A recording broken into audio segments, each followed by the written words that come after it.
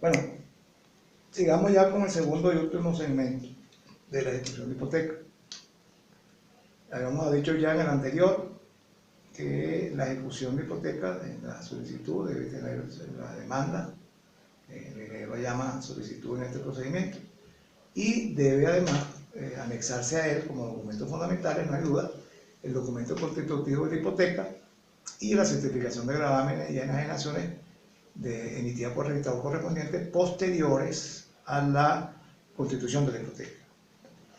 Decía que había una especie de despacho saneador. ¿Por qué? Porque el juez debía revisar que, además los requisitos del 340 del Código de Procedimiento, que el documento constitutivo de hipoteca, dice la ordenanza 661 en su ordenanza primera, está debidamente registrado en el lugar donde se encuentra el inmueble, que la obligación está garantizada, con una suma líquida y exigible de paso vencido, que no ha transcurrido el lapso de prescripción y que la obligación no se encuentra sujeto a condición o término. Dijimos también que el juez en el acto de admisión deberá, si se cumplen o se ha cumplido los requisitos del artículo 661 en su encabezamiento y en los tres primeros ordinales, deberá admitir la ejecución de hipoteca y ordenará en el mismo acto de admisión un decreto de provisión de energía gravar del inmueble y que debe cumplir los requisitos del 600 del Código de Procedimiento. Este deudor y el tercero poseedor, si fuera el caso, deberán pagar dentro de los 3 días siguientes apercibido de ejecución y se desprendiera, si hiciera otro tercero, el juez está obligado a intimar a ese tercero. Si al cuarto día, dijimos también, el deudor no ha pagado, no ha demostrado que pagó, al cuarto día se va a decretar entonces un embargo ejecutivo que continuará por todos los trámites de ese procedimiento ejecutivo, de ese embargo ejecutivo que ustedes conocen, hasta que el inmueble deba sacarse a remate. En este caso se suspenderá el procedimiento hasta tanto para que sí y solo sí, si se han cumplido con la formalidad de la oposición que prevé el 663, que como vimos en el segmento anterior son 3 días para pagar y para demandarte pagarte y 8 días para oponerte. Son 2 tiempos que corren paralelamente, diferentes uno del otro. ¿Ok? Dijimos también que íbamos a dejar los dos ordinales siguientes del 662 para entrar de lleno a los motivos de oposición. Dice que dentro de los 8 días siguientes, el 73, el deudor podrá oponerse de acuerdo pues a estas 6 motivos de oposición, que la falsedad del documento registrado presentado con la ejecución, que es falso el documento, que hay constancia y demuestra con prueba escrita de que pagó, la compensación, que ustedes saben muy bien lo que es compensación por obligaciones, que la suma líquida y exigible, a cuyo efecto se considera junto con el escrito de oposición la prueba escrita correspondiente de la referida compensación. Repito, revisen conceptos de obligaciones, que ustedes saben lo que es compensar. La prórroga de la obligación, cuyo cumplimiento se exige, cuyo efecto se considera por el escrito de oposición, la prueba escrita de la prórroga.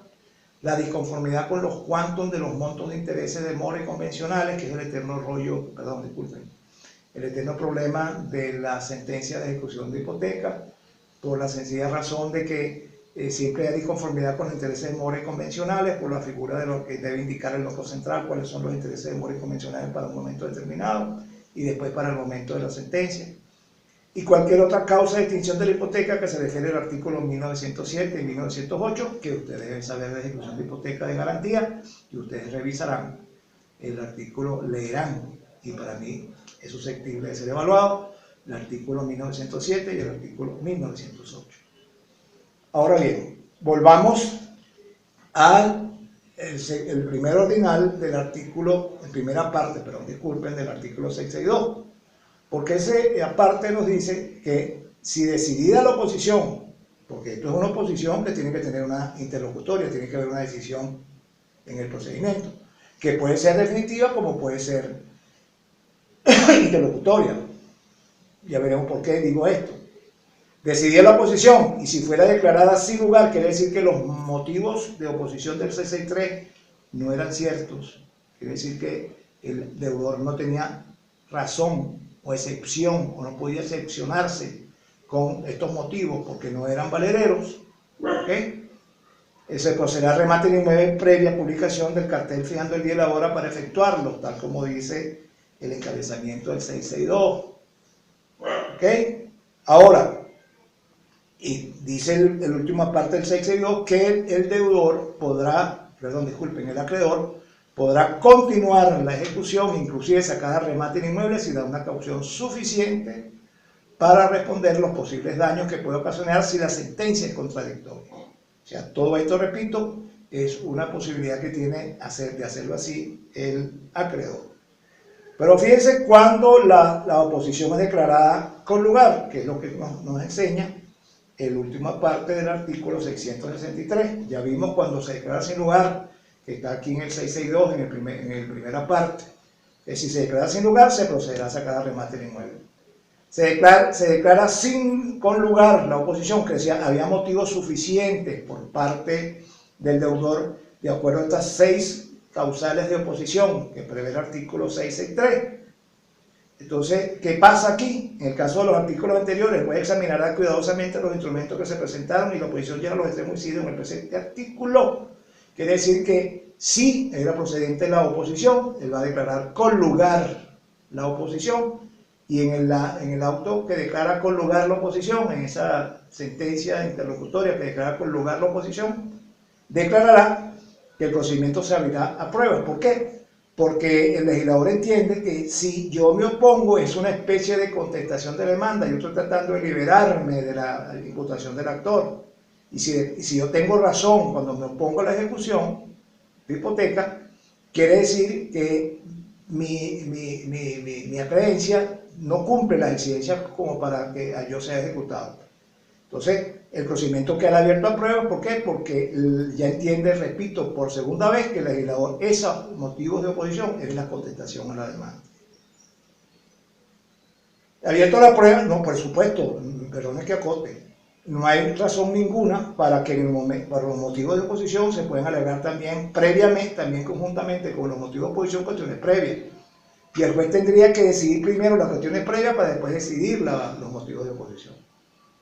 ¿Okay? No hay duda entonces que no impide, y si me he olvidado comentárselo, que tú puedas alegar cuestiones previas, porque puede haber cuestiones previas y defensa de fondo. Para la defensa de fondo, no hay duda que son estas que están aquí, ¿okay? Y cualquier otra defensa de fondo que tú pudieras alegar.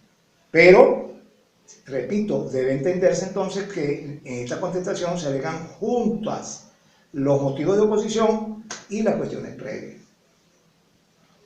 Entonces, el juez va a declarar, si declara con lugar la oposición, el procedimiento abierto a prueba y la sustanciación continuará por los trámites del procedimiento ordinario hasta que deba sacarse a remate el inmueble hipotecado, procediéndose con respecto a la ejecución como establece el único aparte del artículo 634 del Código de Procedimiento, que ustedes deben conocer por la ejecución que fue evaluada en la evaluación anterior a la que vamos a hacer ahora. Dice el 634 que si decretado el embargo de los bienes se procederá respecto a esto con arreglo a lo dispuesto en el título tercero de este estado, deben sacarse a remate la cosa embargada. Y en este estado se procederá hasta que se haya sentencia definitivamente firme. El procedimiento ordinario, estamos hablando de la vía ejecutiva, no hay duda. Con respecto a la ejecución, como establece el único parte del artículo 634, o sea, un cartel únicamente según lo que dice el procedimiento de vía ejecutiva. Para ir concluyendo pues con el tema número 6, el 664 dice que son aplicables a este procedimiento las disposiciones contenidas en el artículo 636 y 639, que es 636 y 639, el cuaderno separado de la ejecución de hipoteca, y el 639, la responsabilidad del acreedor después de la sentencia si la caución es insuficiente. Dice además el parágrafo único de este mismo artículo 664, sino junto con los motivos a que se refiere la oposición, el deudor de tercera procederá a alegar en cuestiones previas indicadas en el 346 de este código, se procederá como dispone el artículo, el parágrafo único, el artículo 567, en el tema en el capítulo correspondiente a la ejecución de créditos fiscales, aunque ese procedimiento fue derogado por la ley orgánica del Código Orgánico Tributario, perdón, disculpen ustedes, el Código Orgánico Tributario. Entonces, no importa que el procedimiento que prevé el Código de Procedimiento en el 657 y siguiente, las cuestiones previas sí están vigentes, porque eso no impide y eso no está planteado en el Código Orgánico Tributario. Es una sentencia de la sala, una sentencia que contiene la sala de casación civil en la oportunidad en que fue promulgado el Código Orgánico Tributario por primera vez. El 665 fue un artículo que comentábamos al principio del tema, es que si no se cumple con las exigencias del 661, que ya vimos que volvemos a repetir, que el documento constitutivo de la hipoteca, la certificación de gravámenes, que el documento de la hipoteca está debidamente registrado en el domicilio donde está ubicado el inmueble, disculpen ustedes, que la obligación está líquida y exigible de plazo vencido, que no ha transcurrido el acto de prescripción y que no se encuentra sujeto a condición, o sea, la creencia no se encuentra sujeto a condición ni a ningún plazo pendiente. No hay duda pues de que si no se cumple con esa exigencia, habría entonces que se puede proceder a la ejecución de hipoteca, pero por el procedimiento de vía ejecutiva y no por este procedimiento ejecutivo de ejecución de hipoteca. Cuando no se le da la intimación personal de deudor del tercero poseedor, dicha intimación se practicará con la forma prevista del artículo 650. Por eso es que es necesario que comentemos el procedimiento por intimación en relación a la fijación, a la publicación de 4 carteles una vez por semana durante 30 días, y por lo tanto es lo que nos habla el 650 del Código de Procedimiento Civil. Eso sería, mis queridos bachilleres, la culminación del tema número 6. En otro segmento, en otra oportunidad, hablaremos del tema número 7, que es la ejecución de prenda. Muchas gracias.